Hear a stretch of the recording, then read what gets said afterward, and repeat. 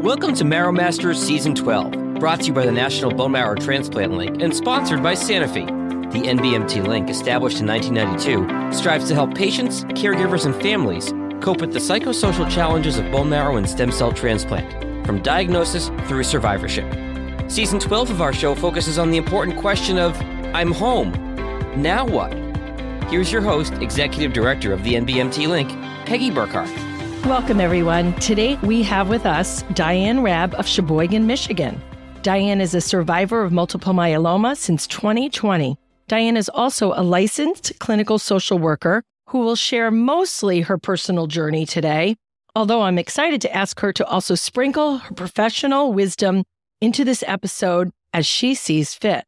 I assure you, you will feel like you have made a new friend today as Diane shares her experience as a survivor. Well, hello, Diane. Thank you so much for being with us today. Good afternoon, Peggy. It's a pleasure and an honor to be here. Well, thank you. So, Diane, let's start with the basics. Let's start with your diagnosis, your experience of undergoing a stem cell transplant, and really how it changed your perspective on life. I had been experiencing back pain up in the upper portion of my back for probably a couple of years, and finally, it just wasn't getting any better, and I went to my doctor, and she said, you're really not a complainer. Let's get some x-rays and stuff. Well, between an x-ray and a CAT scan, within a couple of days, she called me in and said, well, there were stress fractures in the thoracic part of my back, but she said, I think there's something else going on that we didn't expect. Okay. Long story short, she referred me to her office partner, who is an oncologist here in Sheboygan, and we went through a series of tests because my primary doctor, who is an excellent diagnostician, was pretty sure it was multiple myeloma, but you have to go through a lot of tests to confirm that diagnosis, as you know. Sure. I did that, and it was confirmed, and then I started on 7 months of chemo in preparation for a stem cell transplant. Okay. And during that time, the chemo I was on was actually an injection and steroids and another drug I can't remember, but the days I was on steroids were very productive. I alphabetized all my spices and condiments, and people wanted to hire me to come in when I was on my steroids. Wow. Long story short, I was hooked up with the University of Michigan in Ann Arbor and went down there. They gave me a loose leaf binder. It was amazing, Peggy. From start to finish, everything in that binder told you everything to expect, short of what color socks to wear when you were in the hospital. Whoever wrote it and put it together was so thorough. And I think for me, it just took away all the anxiety and the what ifs. What about this and what about that? It was a tremendous preparation for the ultimate stem cell transplant, which in my case, I was able to use my own. Okay, so what? Sounds like you had a pretty smooth experience as far as the transplant went. Would you say that? I would say so. I knew what to expect. Went in for the, when they do the harvesting of the stem cells, which is a fascinating experience. I can't even, you just sit there and they take them out and they collect them and they give back what they don't need. Wow. It's rather amazing to watch.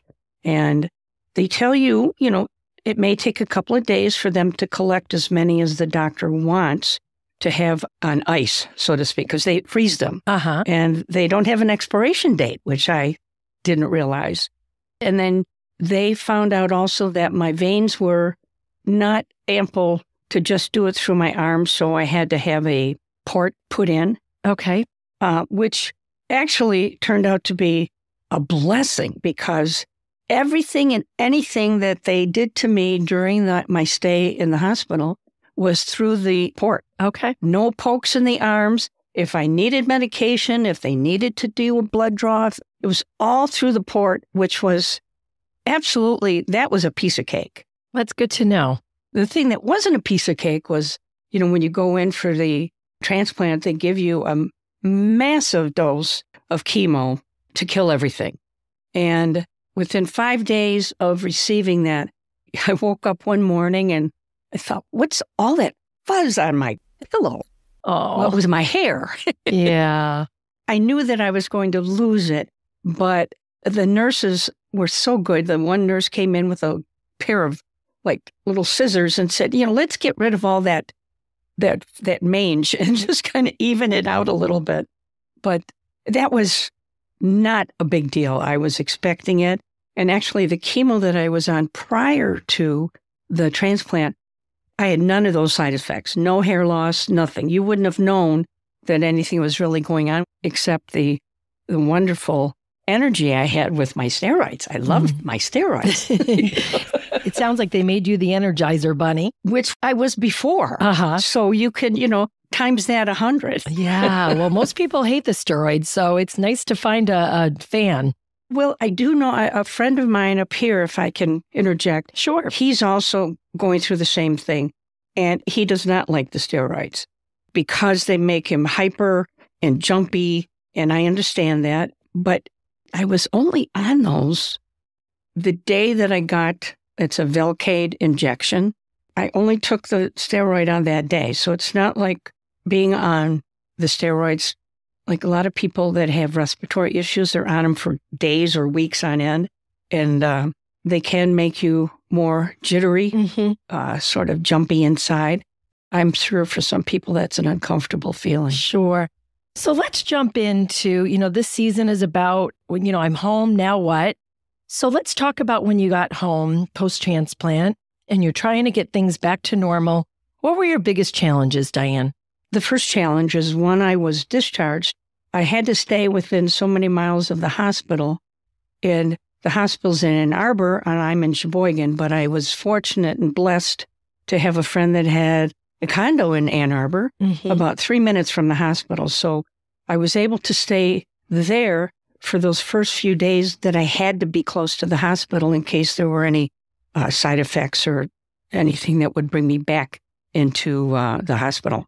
And the first challenge was when you're in getting the transplant, you're in a very protected environment. You have a room to yourself. The air is purified on the floor. You can take walks, but you can't go through certain doors because the air is not purified. And everybody that comes into your room is gowned up and has masks. And this was also during COVID. So you're in this very, very safe environment. And then you go home and it's nice to be out in the fresh air. And I was at this home with my partner and she sneezed. And I was like, what are you doing? You're not supposed to do that. Even though she sneezed into her shirt. Sure. But mentally, you're so aware of not being around or trying to be away from any risk of infection or colds or anything like that. So, and then coming home, the adjustment to not being able to have people over. And I am very, very blessed to have a lot of friends that care a great deal about me and they all want to visit. Sure. And it's like, no, can't do that. But it was April, the end of April going into May. So it was spring and going into summer. And, there's that 100 days of quarantine after the transplant. And so people, when they wanted to see me, they came over as long as we could sit outside. And if it was raining, they would wear masks indoors. The adjustment also to showering every day and using a clean towel and washcloth every single day. Okay. Preparing food, making sure that it's not necessarily on a wood cutting board, but maybe plastic that's more easily run through the dishwasher. All the things that you don't think about to avoid any risk of infection or germs. Even when the lawn guys would come by to cut the grass, I had to come in the house and close the windows and everything because of all the stuff that is being blown through the lawn, through mold and different things. So it's funny because I love the smell of a fresh cut lawn. I was just thinking that. When it's first cut, it just smells like summer. Yes. But you have to stop doing what you used to do and think about it. Even Joan would say to me, do you want to go for a car ride?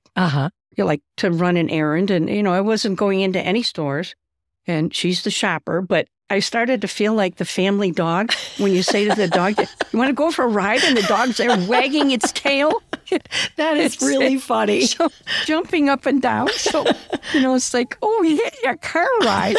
And, open the window. But then if somebody's cutting the grass, close the window. But it was just something you don't think about. Sure. That your everyday habits, you have to rethink them. And it's not awful. It's not the end of the world. I think I've said to you many times and to a lot of my friends, there are a lot of people that have it a lot worse, but the clean towels and how you prepare food, no leftovers. You don't know what kind of bacteria might be on a meal that is reheated in the microwave or in the oven. Things you don't think about. Yeah. I would reheat spaghetti in a minute because it's always better the next day. But you don't, because there's just too much of a risk for the things that you have absolutely no immune system against. That is so interesting, Diane. And also the extra expense, more laundry with the towel situation and more, more groceries. I love leftovers, so that would be terrible for me. But again, we also know this is short-lived. Right.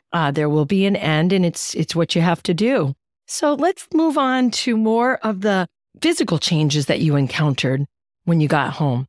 Probably, and I'm pretty sure that most people that have been through a transplant like this or any kind of chemo is the fatigue. Physical changes, I lost some weight in the hospital, and part of that was when I had that first massive dose of chemo, I had 5 days of nausea. So toast and tea doesn't really take you far. Dry toast and tea. So the weight loss was fine with me, but the fatigue, like we mentioned earlier, being the Energizer Bunny, I would get up to do something and maybe 10, 15, 20 minutes into it, I had to sit down. I have to take a rest. And it's like, well, I'm not liking this. This is not me. And you have to give into it. I've done a lot of reading about it. Taking naps isn't the cure-all. It may feel like that's what you need to do, and if that is how you feel, then you should listen to your body and do that. But don't expect that you're going to wake up refreshed and ready to hit the ground running, because it's just not going to happen. I think I found myself underestimating what my body went through. You've got all these new clean stem cells, and then you also have to go through getting all of your baby vaccines all over again, because your whole system, I've compared it to an Etch-a-Sketch.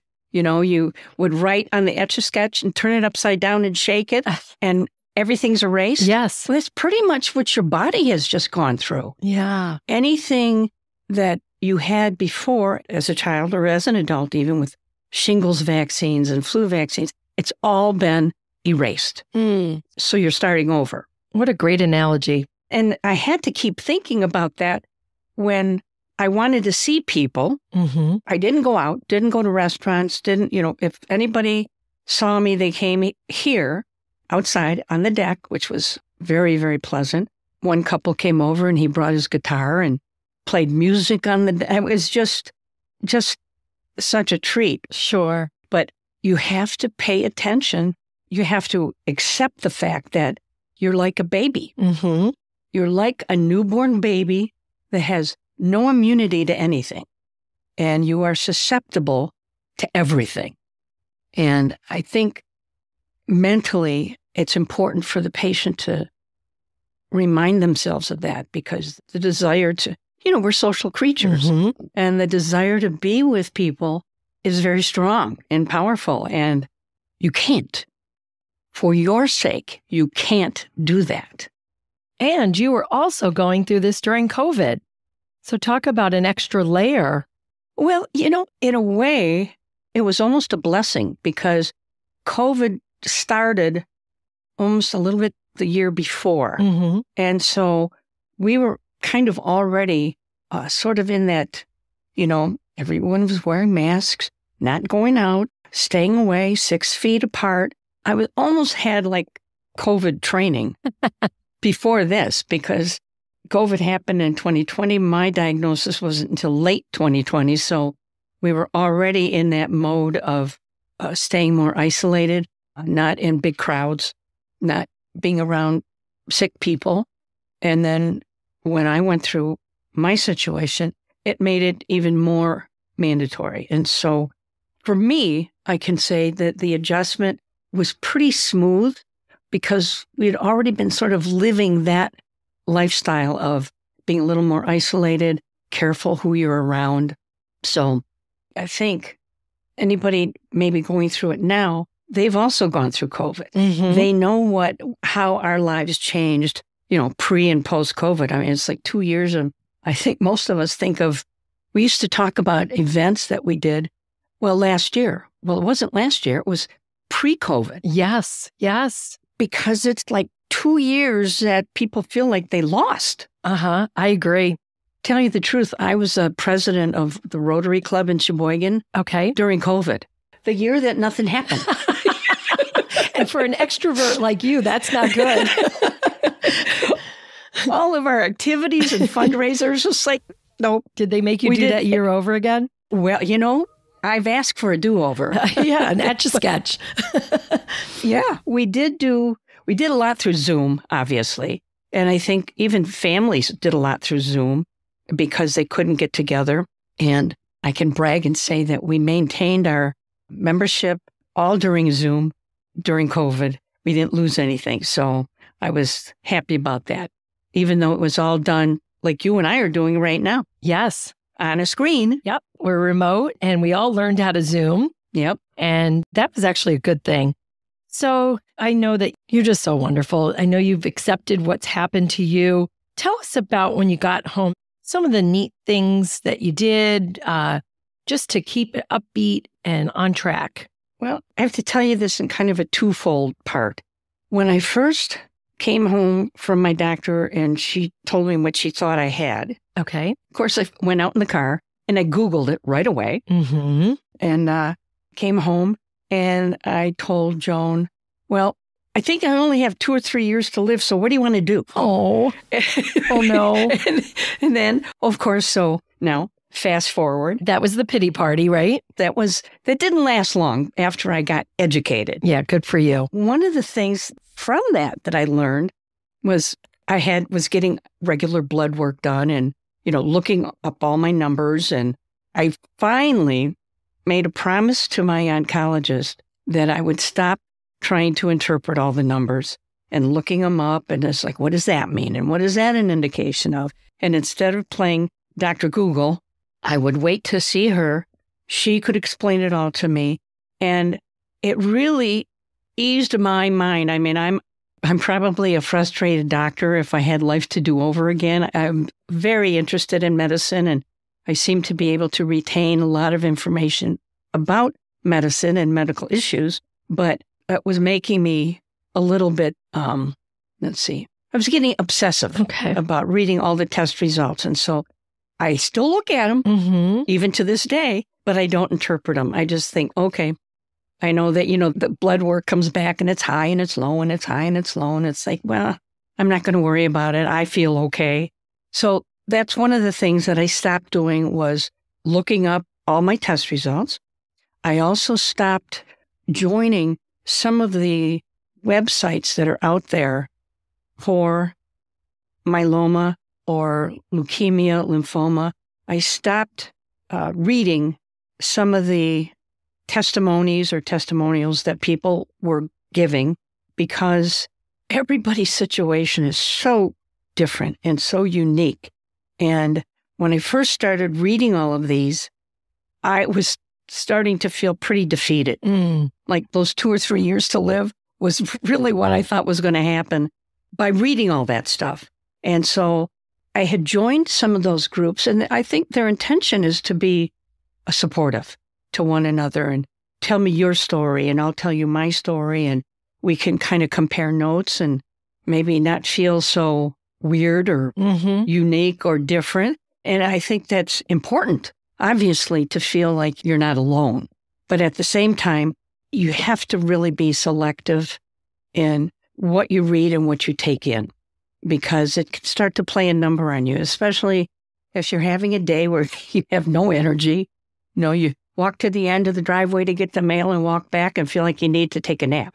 It's like, well, crap. Yeah, but that's okay. But that was one of the things I stopped doing. I thought the more I know, the better. And in some cases, that's true. Mm-hmm. But you have to go to sites that are reputable. Absolutely. I don't want to name any of them, but there are some sites that are just very, very trustworthy, Mm-hmm. and others that would, make you want to go run out the house screaming. Yes. Now, this is a good conversation, and I appreciate that, Diane, because we tell everyone, there is so much support online and through social media, but you raise a really good point. It's not always for everyone. That's right. And you have the right and the ability to advocate for yourself and decide what is good for you. And maybe at that time, maybe it's not so good. Maybe a few years out, you'll, dabble again and look into it. But that's such a great point. Thank you for sharing that. And like you said, you have to know yourself. And not everybody has a complete understanding of themselves. We all have our little quirks and flaws, but you have to know if you tend to be positive versus negative, if you tend to look for the dark cloud, and if your glass is half full or half empty. If you see it as only half full, get another glass. Well, there's some words to live by. Absolutely. But again, like I said, the importance of knowing yourself and how susceptible you might be to, reading someone's story that makes you feel like it's the end of the world versus someone's story that uplifts you and gives you hope and promise. And, we all have to die of something. But during this journey with multiple myeloma, it never goes away. We know that, but it's treatable and it's manageable. And that's the thing that you always have to remember. This can be managed. And there may be, some side effects from some of the, like I'm on maintenance chemo. There's some side effects, but they're not awful. Even the side effects are manageable. For me. You're here, right? That's right. That's become a little theme with our book club and some of our coffee clutches. We're here. That's right. And that's what we have to remember at times. I'm going to jump in and ask, in our notes, you had said something about the cool hats that you get to wear. I'd love to hear about the hats. Oh, I wish I could show them all to you, but I made up my mind that when I lost all my hair, and I wasn't going to leave it all like mangy looking. I shaved my head, and I think I had about 12 eyelashes left. And anyway, I did not want to wear a scarf. I see so many ladies in particular, because to me, it just screams, I have cancer. And I didn't want to do that. And I didn't put a lot on Facebook, social media. I mean, people tell you, when they fart. I mean, it's like I wasn't interested in doing any of that. Only people close to me that I shared that with. But in the interim, I got red sequins hats. I got City of Sheboygan hats. They're all baseball caps. Okay. And some of them are like, I don't know how to describe it. It's more like you pull it down over your whole head. It's hard to describe. But so I wore the hats, and the hats were a lot of fun. Oh, good. So I enjoyed that part of it. And I will tell you, when I did lose my hair, I did pray, and I asked God, when it comes back, I mean, I knew I was going to lose it. No big deal. When it comes back, could you make it curly and platinum? And well, it actually came back wavy, curly wavy. It's very pretty. I get to see Diane for about a year. And then my old hair came back. Oh. Which was poker straight. Okay. And now this year, you know what? It's got a mind of its own. And it did not come back platinum. The gray is still there. But at this point, I say this almost every day. It's only hair. Some days you have good hair days and bad hair days and bad hair days. It's only hair. I don't worry about it because it's the least of my concerns. And you look marvelous, so don't worry about Thank it. you. Thank you. Okay, so Diane, your career as a professional counselor, you had that advantage. Let's be real. How important is it in your mind that people feel comfortable talking with a professional post-transplant if, in fact, they feel like they need it? Well, I'm probably very biased in this area because I believe everybody can use therapy. Everybody, including myself. Even before I finished graduate school, one of our professors encouraged us to put ourselves in therapy.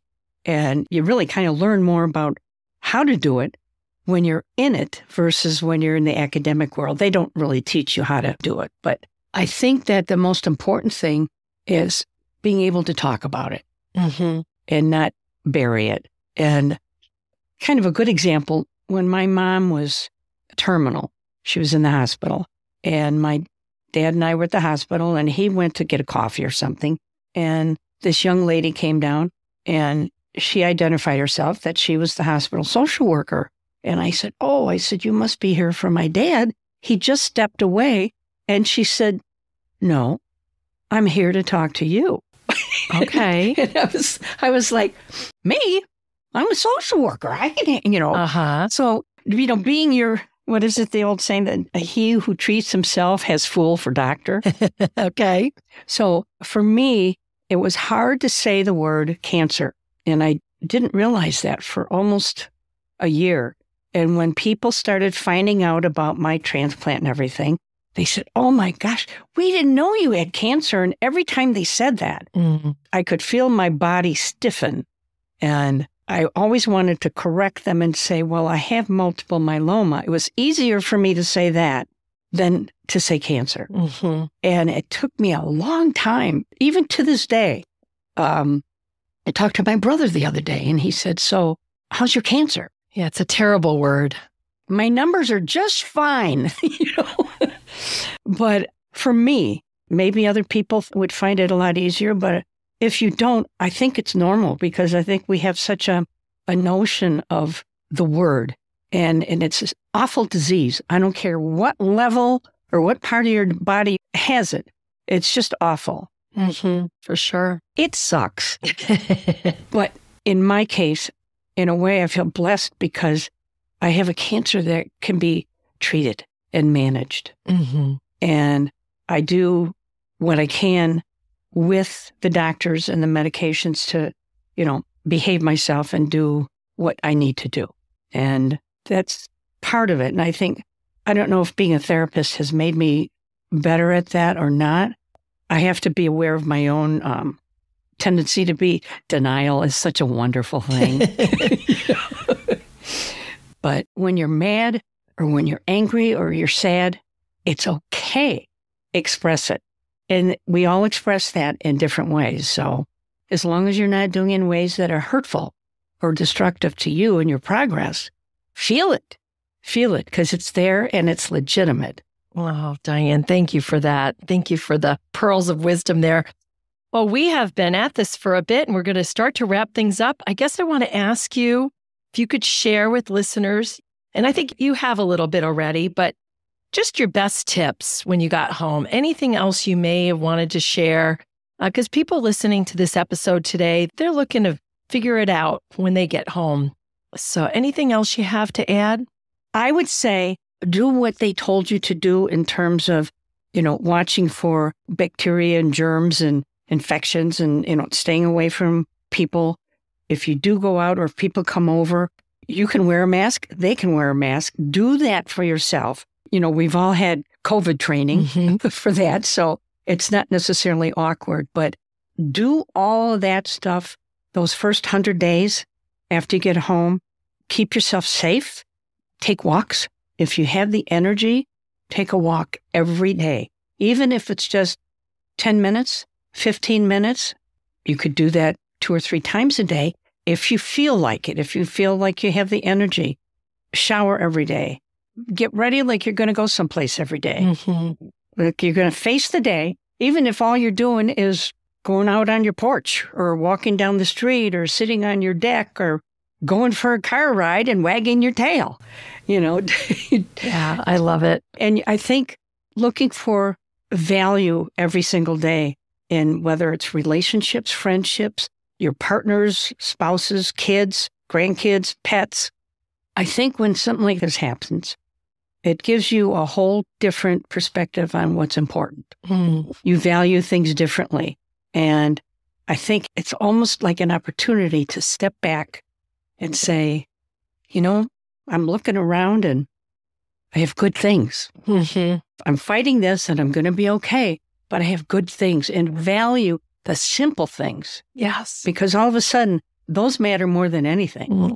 I love this, Diane. Thank you so much. Thank you, Peggy, for you and I have stayed in touch for a couple of years now, through John Costin. So I'm grateful for that too. I am grateful for that too. Thank you for being our guest today. And you look great, and I can tell that you're just thriving. And I know you're being asked to be on many, many committees and all your volunteer work. And we're just so lucky to have you. Thank you for this. Thank you. Thank you very much. And thank you for you and what the whole Bone Marrow Transplant Link does. I've participated in a couple of your coffee clutches. I appreciate all that you do. Oh, thank you. This has been the Marrow Masters Podcast. If you know someone who would benefit from the information in our show, please share this episode with them. And don't miss future episodes of our show. Follow Marrow Masters for free on Apple Podcasts, Spotify, YouTube, or wherever you're listening right now. And to connect with the National Bone Marrow Transplant Link, visit nbmtlink.org or tap the link in our show notes.